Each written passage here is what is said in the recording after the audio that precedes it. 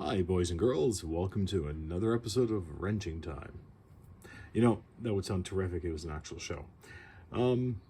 Yeah, so just doing that oil change on the GS. So removed the skid plate. And I'm just wiggling this for, yeah, you know who I'm talking about. I'm not going to mention your name, but mine luckily are still connected. No need. They didn't snap off because I haven't removed them. Anyway, just wanted to discuss, spend a few minutes, I guess.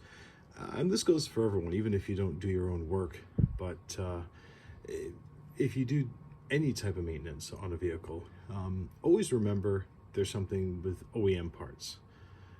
The original equipment manufacturer, or whatever it stands for. I think it's original equipment manufacturing. Something like that. Anyway, it's what the company who built the thing use.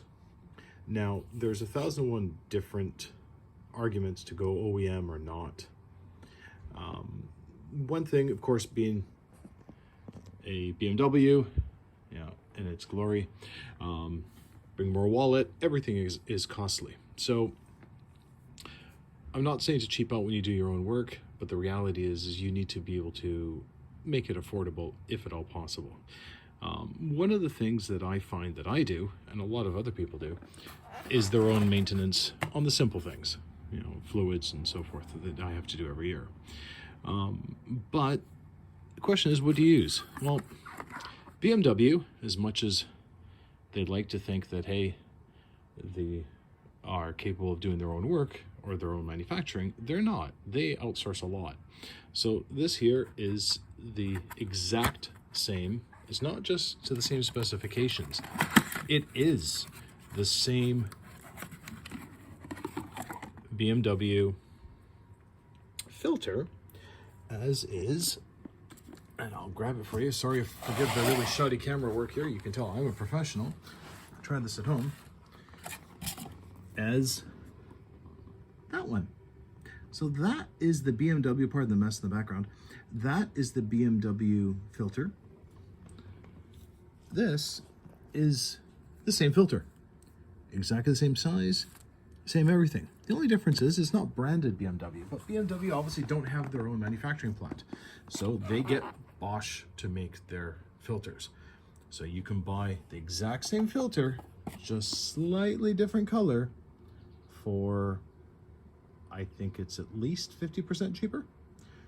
It is literally the same thing, same manufacturer. It's made in the same plant, they just put a different label on it and off they go.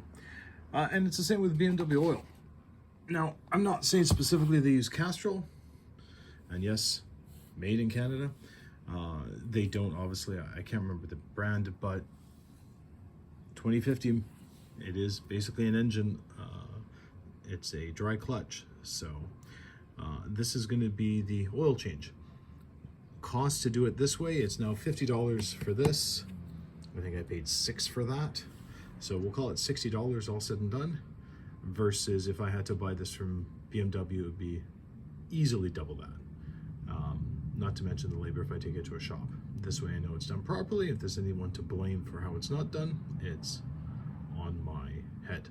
The one thing I don't skimp out on are those little guys there. You can probably see it. This little gasket, the crush washer.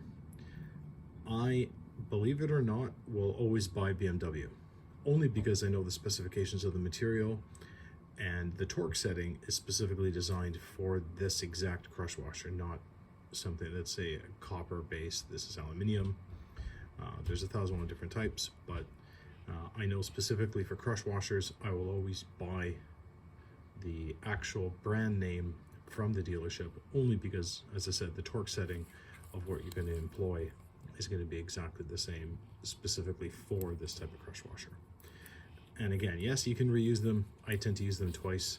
I think I might get one more out of it. I normally put a little note in my book on when I last replaced it. I didn't last time, so I'm thinking this is a new one. Doesn't look particularly crushed. I'll have to check the thickness, but versus one of the new ones I have. I buy them in packs of 5. It cost me, I don't know, $10 for 5 of them, so it's not a big deal.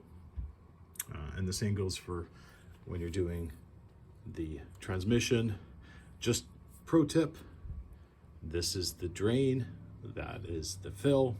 Always remove that first, because if this doesn't open, you're screwed if you take that off. So always make sure you can open that without a problem, your fill, then you remove your drain to make sure you can always fill it up. Never remove the drain first, because that way, if you can't get that open, your bike isn't moving. So that's about it. Hope everyone has a terrific, well, had a terrific Canada Day for us here in Canada. For American brethren, happy 4th of July next, I think it's tomorrow actually. So yeah, other than that, take care everyone, be well, and remember, cheap is not inexpensive. All right, take care, bye for now.